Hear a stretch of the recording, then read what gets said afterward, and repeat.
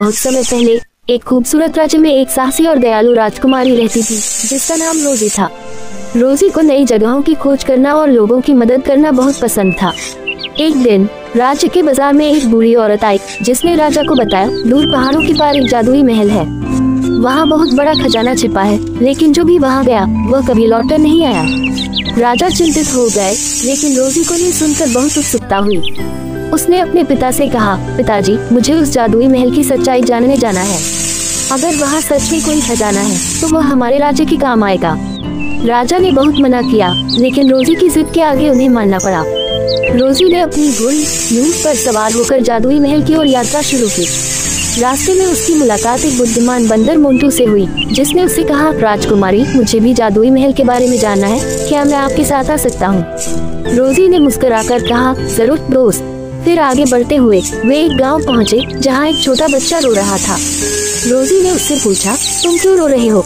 बच्चे ने कहा, मेरे माता पिता जंगल में खो गए हैं और मुझे पता चला है कि वे उस जादुई महल में गए थे।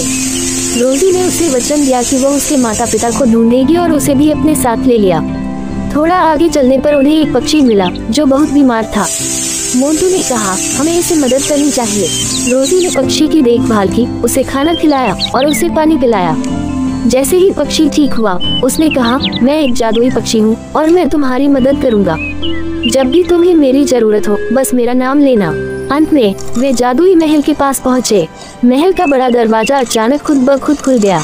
महल के अंदर घुसते ही उन्हें चारों तरफ सोने चांदी के सिक्के और हीरे मोती बिखरे हुए दिखे। तभी एक गंभीर आवाज गूंजी, कौन हो तुम लोग और मेरे महल में क्यों आए हो? रोजी ने कहा, मैं राजकुमारी रोजी हूँ और मैं इस महल का रहस्य जानने आई हूँ। आवाज ने कहा, अगर तुम इस खजाने को पाना चाहते हो तो तुम्हें मेरी 4 परीक्षाएं पास करनी होंगी। अगर तुम सफल हो गई तो खजाना तुम्हारा होगा, लेकिन अगर नहीं तो तुम हमेशा के लिए यहाँ रहोगी।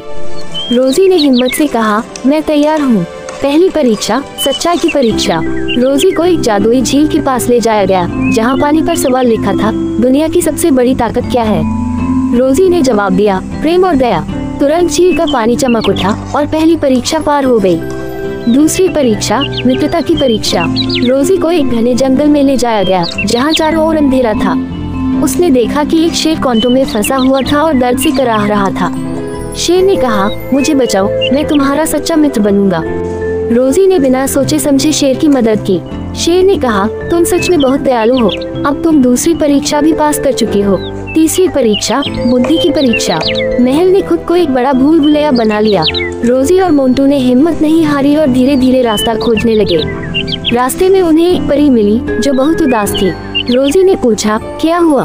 परी ने कहा, मैं इस भूल भुलैया में फंस गई हूँ, मुझे बाहर निकाल दो। रोजी ने परी की मदद की और परी ने उन्हें सही रास्ता दिखाया। आखिरकार रोजी और मोंटू ने भूल भुलैया पार कर ली। महल की आवाज ने कहा, तुमने मेरी 3 परीक्षाएं पास कर ली, अब तुम खजाने की हकदार हो।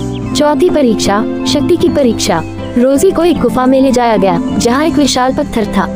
आवाज ने कहा, अगर तुम इस पत्थर को हटा सकते हो तो तुम जीत जाओगी। रोजी ने पहले मोंटू की मदद ली, लेकिन पत्थर नहीं हिला। फिर उसने जादुई पक्षी को पुकारा।